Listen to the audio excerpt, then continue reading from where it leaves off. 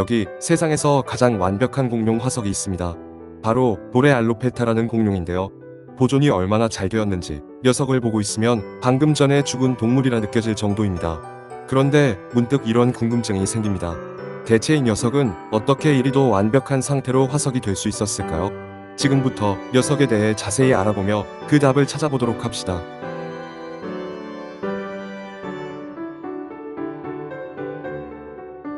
보레알로펠타는 2011년 3월 캐나다 엘버타주의 포트 맥머레이 북쪽에 위치한 오일샌드 광산에서 발견되었습니다.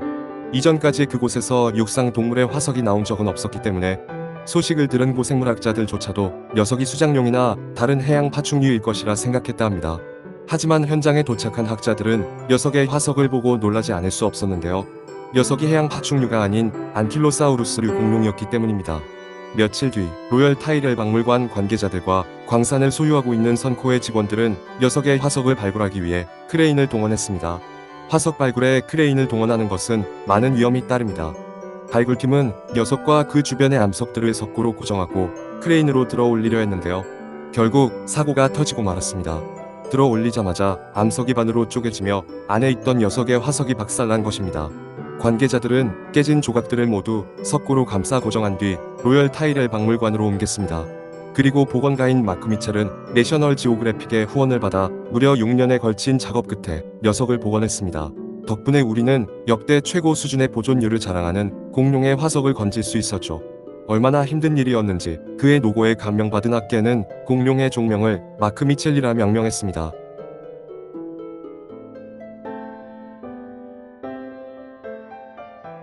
가장 완벽한 공룡 화석의 주인인 보레알로펠타는 골격은 물론 꼴배역, 피부, 장기까지 화석으로 남았습니다. 그러나 녀석의 화석이 특별한 것은 단순히 그 이유뿐만은 아닌데요. 피부 화석이 남은 공룡 화석의 대부분이 마치 미라처럼 납작하고 말라 비틀어진 채로 발견되는 반면 보레알로펠타는 방금 만든 3D 모델처럼 완벽한 형태를 자랑했기 때문입니다. 학자들은 녀석의 화석이 이렇게 완벽히 보존될 수 있던 이유로 화석의 발견 장소를 꼽습니다. 보레알로펠타가 발견된 오일샌드는 해성층으로 당시 서부의 류케였던 곳입니다. 그리고 그곳에는 지상과 달리 동물의 사체를 안전하게 감쌀 수 있는 장소가 있었죠. 바로 해저입니다. 어떤 이유였는지는 알 수 없습니다. 죽은 뒤였는지 거기서 이사한 것인지도 알 수 없죠. 하지만 녀석의 사체는 해저에 거꾸로 가라앉았고 최소한의 변형을 겪으며 화석화되었습니다. 체액이 다 방출되기도 전에 15cm 두께의 침전물이 사체 위를 덮었고 채광은 모래가 채웠죠. 덕분에 우리는 녀석의 생김새는 물론 피부색, 위장의 내용물까지 알아낼 수 있었습니다.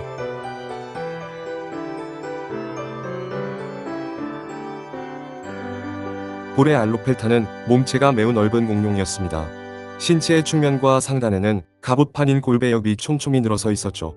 안킬로사우루스와 달리 꼬리에는 곤봉이 없었지만 대신 어깨에 엄청나게 큰 가시가 튀어나와 있었습니다. 이는 구의 용보다는 방어용이었을 가능성이 높다 합니다.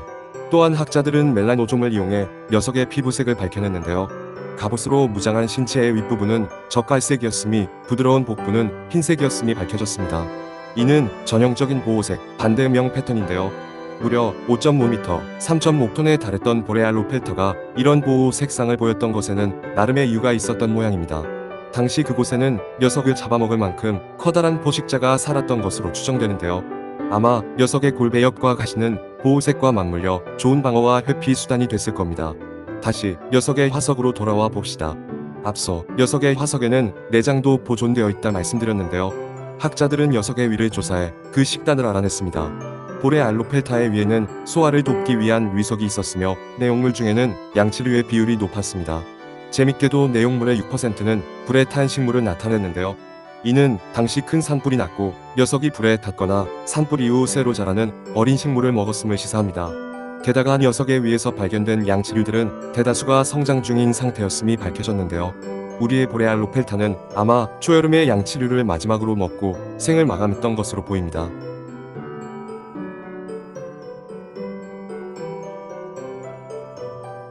보레알로펠타는 지금으로부터 1억 1200만에서 1억 1000만 년 전인 백악기 전기 알비절에 살았던 동물입니다.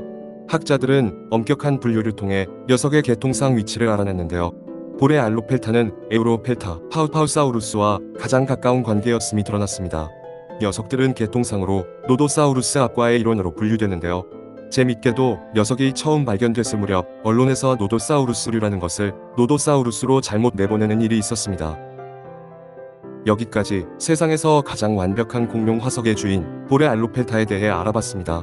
생전 모습 그대로 남은 이 귀중한 화석 덕에 우리는 현대 고생물학이 보건이 얼마나 정확도 높은지를 다시금 느낄 수 있었습니다. 앞으로 더 많은 공룡들의 잘 보존된 화석이 발견돼 고생물학이 발전에 기여하길 바라봅니다.